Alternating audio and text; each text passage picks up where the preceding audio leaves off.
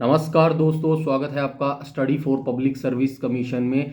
देखिए, Haryana local panchayat operator stage 2 का exam conduct करवाया जा चुका है और बहुत सारे मैंने एक पोल किया था जिसमें पूछा गया था कि आपके कितने नेट में मार्क्स बन रहे हैं। तो काफ़ी सारे बच्चों ने उसमें कमेंट किया था और उसमें पोल में हिस्सा भी लिया था। तो लगभग 800 प्लस बच्चों ने उसमें हिस्सा लिया था। तो मुझे लगता है कि इसकी जो कट ऑफ है उसी के बारे में हम यहाँ पे डिस्कस करने वाले हैं। तो थोड़ा सा बेसिक से इस एग्ज़ाम के बारे में जानने की कोशिश करेंगे। वीडियो के अंत तक आप जरूर बने रहें।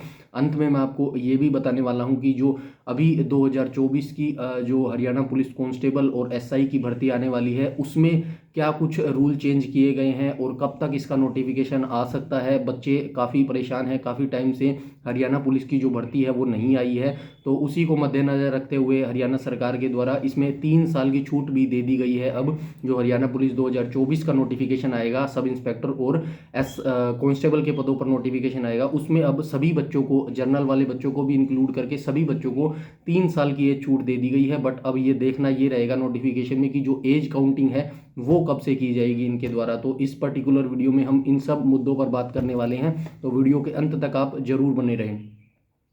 तो चलिए स्टार्ट कर लेते हैं। सबसे पहले बात कर लेते हैं जो लोकल पंचायत ऑपरेटर का एग्ज़ाम था, हरियाणा के द्वारा ये नोटिफिकेशन निकाला गया था। अक्टूबर में इसका नोटिफिकेशन निकाला गया था पंचायत लोकल ऑपरेटर का, और तकरीबन 6300 प्लस पदों पर ये भर्ती का नोटिफिकेशन निकाला गया था। लगभग हर गांव में एक पंचायत लोकल ऑपरेटर रखने की यहाँ पे बात की गई थी। उसके बाद बहुत सारे बच्चों ने, स्टार्टिंग में इसमें फ़ीस नहीं रखी गई थी। मैं ये मुद्दा बता देता हूँ। सबसे पहले जब ये नोटिफिकेशन निकाला गया था तो इसके अंदर कोई भी फीस नहीं थी, ये फॉर्म बिल्कुल फ्री निकाला गया था। बट जैसे ही बच्चों ने इसके अंदर फॉर्म फिलअप किया तो आई थिंक इसके अंदर काफ़ी सारे बच्चों ने अप्लाई कर दिया होगा। तो फिर वही बात है कि लालच आ जाता है सभी के मन में। तो सरकार लोग को लगा हुआ कि यहाँ से भी पैसा अर्न किया जा सकता है। तो उसके बाद कुछ टाइम के बाद इसमें फ़ीस लागू कर दी गई थी।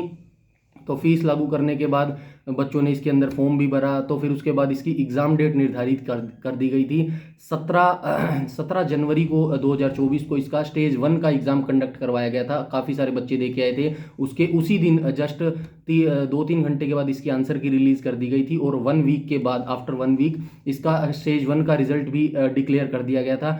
तो उसमें जो स्टेज 1 का रिजल्ट था उसमें 40 प्लस सभी बच्चों को मौका दे दिया गया था स्टेज 2 में बैठने के लिए। मतलब जिस भी बच्चे के 40 या फिर 40 प्लस से मार्क्स ज़्यादा थे तो उन सभी को स्टेज 2 का मौका दे दिया था एग्ज़ाम देने का। उसके बाद जो 4 फरवरी, अभी जो 4 फरवरी गई है, 4 फरवरी 2024 को CPLO यानी कि हरियाणा पंचायत लोकल ऑपरेटर का स्टेज 2 का एग्ज़ाम कंडक्ट करवाया गया था, और ये सोनीपत में करवाया गया था। उसके बाद सारे बच्चे इसके अंदर स्टेज 2 का एग्ज़ाम दे भी आए। तो उसके बाद बच्चों के मन में डाउट बना हुआ है कि कितनी इसकी कट ऑफ जा सकती है, क्या कुछ रह सकता है नेक्स्ट प्रोसीजर। तो वही हम बात करने वाले हैं। तो एक पोल किया था मैंने यूट्यूब के ऊपर, तो उसमें बहुत सारे बच्चों ने पोल में हिस्सा भी लिया था।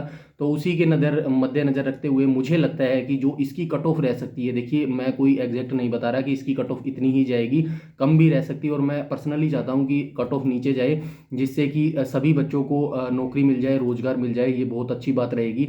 बाकी हम देख लेते हैं जो जर्नल की कट ऑफ रहेगी। मेरे हिसाब से जो जर्नल की कट ऑफ रह सकती है वो रह सकती है 65 से 70 के बीच में। जिस भी बच्चे के नंबर बन रहे हैं, जनरल कैटेगरी की मैं बात कर रहा हूँ, नेगेटिव मार्किंग हटाकर मैं बात कर रहा हूँ, जिस भी बच्चे के 65 से लेके 70 के बीच में मार्क्स बन रहे हैं वो मेरे हिसाब से सेफ रह सकता है। जनरल कैटेगरी की मैं बात कर रहा हूँ। उसके बाद जो EWS और OBC की बात कर लेते हैं तो ये लगभग 1-2 नंबर आगे पीछे या फिर सेम ही रहता है मोस्टली। तो जिस भी बच्चे के OBC और EWS में 60 से लेके 65 के बीच में क्वेश्चन बन रहे हैं, ठीक नेगेटिव मार्किंग हटाकर, वो सेफ मान सकता है। उसके बाद SC ST बच गई तो ये मान लीजिए 55 या फिर 55-50 के आसपास जिस भी बच्चे के SC ST में बन रहे हैं, बिल्कुल ठीक, तो वो सेफ मान सकता है। मेरे हिसाब से ये कट ऑफ रह सकती है। अब कुछ बच्चे कहेंगे कि ये कट ऑफ काफ़ी ज़्यादा बताई गई है, क्योंकि जर्नल में 65 से 70 क्वेश्चन मोस्टली वहाँ पे नहीं दिखा रहा है पोल में। जो भी पोल में मैंने पूछा था उसमें मोस्टली 70 से 80% बच्चे अपने मार्क्स 50 से 60 के बीच में बता रहे हैं। तो इतनी कट ऑफ भी नहीं जा सकती। इसका रीज़न ये हो सकता है मेरे हिसाब से, क्योंकि हरियाणा में वैसे ही कंपटीशन बहुत ज़्यादा रहता है। बच्चे ग्रुप डी के एग्ज़ाम तक दे के आते हैं। अभी जो ग्रुप डी का एग्ज़ाम लिया गया था HSSC के द्वारा, उसमें ग्रुप सी के जितने भी अच्छे बच्चे थे उन सभी ने वो एग्ज़ाम ग्रुप डी का दिया था। सिर्फ इस वजह से दिया था कि ग्रुप सी में शायद उनका सिलेक्शन हो जाएगा जैसे ही, क्योंकि ग्रुप सी का अभी इन्होंने कुछ भी नहीं किया, प्रोसेस चली हुई है, लेकिन ग्रुप डी का इन्होंने कर दिया है प्रोसेस। तो उन बच्चों ने सिर्फ इस वजह से एग्ज़ाम दिया था मेरे हिसाब से कि जैसे ही ग्रुप सी में उनका सिलेक्शन हो जाएगा तो वो ग्रुप डी की पोस्ट यहाँ पे छोड़ देंगे, रिमूव कर देंगे। तो इसी के मद्देनज़र मुझे लगता है कि काफ़ी सारे बच्चे क्या लग रहा होगा कि इसकी कट ऑफ नीचे जाएगी, तो मुझे नहीं लगता, 70 से कम जा सकती है जनरल की कट ऑफ, क्योंकि वो सभी बच्चे जो ग्रुप सी का एग्ज़ाम, जो टॉप के बच्चों की मैं बात कर रहा हूँ, जो ग्रुप डी का एग्ज़ाम दे सकते हैं, तो डेफिनेटली ये तो फिर भी कंप्यूटर की जॉब है, ऑपरेटर की जॉब है, सीटिंग की जॉब है, तो डेफिनेटली वो बच्चे इसके अंदर भी बैठे होंगे। तो ऐसा नहीं है कि नेगेटिव मार्किंग रखी गई थी तो कट ऑफ ज़्यादा नीचे जा सकती है, नेगेटिव मार्किंग का ज़्यादा फर्क नहीं पड़ेगा। आपको भी पता होगा 1/4 नेगेटिव मार्किंग रखी गई थी, तो सभी बच्चे अगर पूरा पेपर भी अटैम्प्ट करके आते, तुक्के मार के भी आते, तो ज़्यादा नुकसान नहीं होता, क्योंकि जिस किसी की किस्मत बिल्कुल ही ख़राब हो तो थोड़ा इफेक्ट पड़ सकता है, बट मुझे नहीं लगता 1/4 नेगेटिव मार्किंग में कोई ज़्यादा असर पड़ता है नेगेटिव मार्किंग का। फिर भी मेरे हिसाब से ये कट ऑफ एक सेफ स्कोर रहेगा। मैं फिर से बता देता हूँ, जर्नल के लिए 65 से 70 जिसके भी ठीक बन रहे हैं वो सही सेफ माना जा सकता है। उसके बाद ओबीसी और ईडब्ल्यूएस के 60 से लेके 65 के बीच में जिसके ठीक बन रहे हैं वो सेफ रह सकता है। उसके बाद 50-55 से ज़्यादा जिसके भी है एससी एसटी के, वो सेफ रह सकता है। मेरे हिसाब से ये कट ऑफ रह सकती है। बाकी मैं चाहता हूँ कि कट ऑफ और नीचे जाए, जिससे सभी बच्चों का सिलेक्शन हो सके और सभी बच्चों को नौकरी मिल सके। तो ये एक सेफ स्कोर रह सकता है। उसके बाद थोड़ा सा डिपेंडेंट ये छोटी छोटी बेसिक चीज़ें भी करती हैं, जैसे कि अटेंडेंस कितनी रही एग्ज़ाम में, बच्चे कितने देने गए। अब बच्चे कम देने गए हैं तो जाहिर सी बात है कट ऑफ नीचे चली जाएगी। अब सभी बच्चे एग्ज़ाम देने चले जाएंगे तो ऑब्वियसली कट ऑफ ऊपर ही जाने वाली है, क्योंकि सभी बच्चे एग्ज़ाम देंगे। तो ये छोटी छोटी बेसिक सी चीज़ें हैं जो इफेक्ट डालती हैं कट ऑफ के ऊपर। बाकी minimum cut off I think 70 के आसपास जा सकती है। फिर भी आप कमेंट सेक्शन में ज़रूर बताइएगा एक्चुअल में आपकी अटेंडेंस कितनी थी जहाँ पर आपने एग्ज़ाम दिया, और कितना आपको लगता है कि सेफ स्कोर आपका बिल्कुल नेगेटिव मार्किंग हटाकर आपका रह सकता है। तो मेरे अकॉर्डिंग ये कट ऑफ रह सकती है, इससे ज़्यादा कट ऑफ नहीं जाएगी, 70 से ज़्यादा मेरे हिसाब से नहीं जानी चाहिए। बाकी हरियाणा है, यहाँ पे कुछ भी हो सकता है, यू नो वेरी वेल। तो ये CPLO के बारे में हो गई है चर्चा, हरियाणा पंचायत लोकल ऑपरेटर, जिसके इससे कम मार्क्स बन रहे हैं। घबराने की ज़रूरत नहीं है, ना ही निराश होने की ज़रूरत है। बहुत सारी वैकेंसियाँ आने वाली है, बहुत सारी वैकेंसियाँ रनिंग में भी चल रही है, क्योंकि ये इलेक्शन ईयर है, आप अच्छे से जानते हैं। और मैं साथ में पर्सनली आपको ये भी सजेशन देना चाहूँगा कि हरियाणा में आप हरियाणा की वैकेंसियों के ऊपर ही डायरेक्ट डिपेंडेंट ना रहें, क्योंकि यहाँ पे CET के बेस पे मेंस का एग्ज़ाम लिया जाता है। क्योंकि CET में यहाँ पे कहा गया है कि 4 गुना बच्चों को हम मेंस के लिए बुलाए जाएंगे, तो 4 गुना में आना थोड़ा सा डिफ़िकल्ट काम हो जाता है, क्योंकि रिपीटेड बच्चों को वो करते रहेंगे। जो बच्चे 70 प्लस या 75 प्लस आएंगे उन्हीं बच्चों को रिपीटेड करते रहेंगे, और जो हर साल CET लिया जाएगा वो 500 रुपये फ़ीस मुझे लगता है बस एक क्या बोलते हैं उसको, एक वो वाली बात है कि हाँ हम कर सकते हैं एक, बाकी उससे ज़्यादा कुछ नहीं है। क्योंकि जो बच्चा 70 प्लस नहीं ले सकता, मुझे नहीं लगता CET में अगर ये 4 गुना प्रोसेस जारी रखते हैं या फिर इस रूल को नहीं हटाते हैं तो कुछ फ़ायदा होने वाला है। क्योंकि जो बच्चे 70 या 75 प्लस आएंगे बार बार मेंस एग्ज़ाम उन्हीं से दिलाते रहेंगे और उन्हीं को रिपीटेड करते रहेंगे बार बार। तो ये मेरे हिसाब से रूल हटा देना चाहिए, क्योंकि इसका कोई फ़ायदा नहीं है। पहले वाला रूल बढ़िया था, सभी को मौका मिलना चाहिए नौकरी में, जो एग्ज़ाम क्रैक कर जाएगा उसको नौकरी मिल जाएगी। ये रूल बहुत अच्छा था। इसके बारे में भी आप बताइए कमेंट में कि पहले वाला रूल अच्छा था या फिर ये CET रूल जो लागू किया है हरियाणा सरकार के द्वारा ये वाला अच्छा है। तो ये थोड़ी सी मेरा सजेशन है कि आप जो यूपी के फॉर्म निकलते हैं या फिर राजस्थान के फॉर्म निकलते हैं, यहाँ पे हिंदी बेल्ट है पूरी राजस्थान और यूपी हरियाणा, तो इनके स्टेट्स के फॉर्म आप जरूर डालिएगा। अभी पीछे आपको पता है जैसे कि यूपी में 60,000 प्लस कांस्टेबल की भर्ती निकाली गई थी, इतिहास की सबसे बड़ी भर्ती उसको माना जा रहा है। अभी 17 और 18 फरवरी को उसका एग्जाम भी है, अभी एडमिट कार्ड आ जाएंगे 2 से 3 दिन में। तो आई होप, मुझे आशा है कि आपने वो फॉर्म डाला होगा, या फिर नहीं डाला है तो प्लीज़ आप इन भर्तियों के यूपी और राजस्थान के जो फॉर्म हैं उनके बारे में नॉलेज देते रहें और उनको भी एग्ज़ाम फॉर्म डालते रहें, क्योंकि हरियाणा में बहुत डिफिकल्ट काम हो गया है सरकारी नौकरी लगना। साथ में क्योंकि यूपी और राजस्थान के बच्चे भी हमारे राजस्थान का फॉर्म डालते हैं, तो आप भी उन राज्यों के फॉर्म डालिए और थोड़ी सी नॉलेज लीजिए। आप बाहर जाइएगा, लड़कियों के लिए थोड़ा डिफिकल्ट हो जाता है अदर स्टेट में जाना, बट लड़कों के लिए कोई डिफिकल्ट नहीं है। आप इजीली स्टेट में जा सकते हैं और एग्ज़ाम दे सकते हैं, कोई रिस्ट्रिक्शन नहीं है वहाँ पे किसी भी टाइप का। तो अगर किसी भी टाइप का आपको कोई क्वेरी है, डाउट है, सजेशन है, आप कमेंट सेक्शन में कमेंट करके पूछ सकते हैं। और अब बात कर लेते हैं हरियाणा पुलिस न्यू भर्ती 2024 की, तो उसके रिगार्डिंग भी थोड़ी सी बात कर लेते हैं। अभी कल एक शॉर्ट नोटिस या फिर ये कह सकते हैं कि न्यूज़ में एक खबर आई थी, हरियाणा पुलिस एडवर्टाइजमेंट 4/2020 के बारे में। जनवरी 21 2021 में शायद इसके ऑनलाइन फॉर्म स्टार्ट हुए थे, और तकरीबन इसके अंदर टोटल 7200 प्लस पदों पर भर्ती आई थी।